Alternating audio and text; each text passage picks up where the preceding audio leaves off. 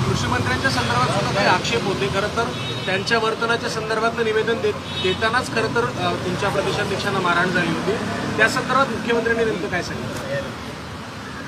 कारण की महाराष्ट्राचे कृषी मंत्री सभागृहामध्ये शेतकऱ्यांचे प्रश्न सोडून रम्मी खेळत बसतात। आम्ही आज मुख्यमंत्र्यांना निवेदन दिलेलं आहे की त्यांचा राजीनामा तर घेण्यात यावा, परंतु मुख्य प्रश्न आहे की शेतकऱ्यांची कर्जमाफी। आज मुख्यमंत्री महोदयांनी आम्हाला सांगितलं की कर्जमाफी तर आम्ही देणारच आहोत, परंतु 10 वर्षे शेतकऱ्यांना कर्जच होणार नाही याची सुद्धा दक्षता आम्ही घेणार आहोत। आणि आज स्पष्टपणाने त्यांनी सांगितलं की शेतकऱ्यांची कर्जमाफी देऊ।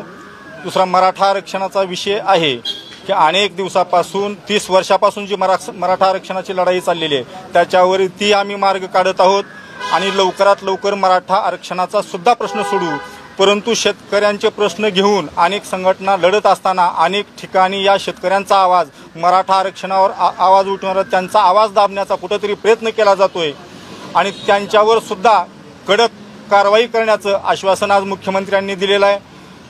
परंतु येणाऱ्या काळात मुख्यमंत्री महोदय हे आश्वासन पाळतील, अन्यथा 9 ऑगस्टपासून आम्ही महाराष्ट्रामध्ये जनजागृती मोर्चे आणि आंदोलनं चालू करणार आहोत। जोपर्यंत आमच्या मागण्या पूर्ण होणार नाहीत तोपर्यंत ही आमची आंदोलनं चालू राहतील आणि कायदा सुव्यवस्थेचा प्रश्न जर निर्माण झाला तर त्याला सरकार जबाबदार राहील। म्हणून शेतकऱ्यांच्या आत्महत्या थांबवायच्या असतील, मराठा समाजाला जर न्याय द्यायचा असेल तर सरकारनं लवकरात लवकर या मागण्याचा विचार करावा आणि शेतकऱ्याला आणि समाजाला न्याय देण्यात यावा।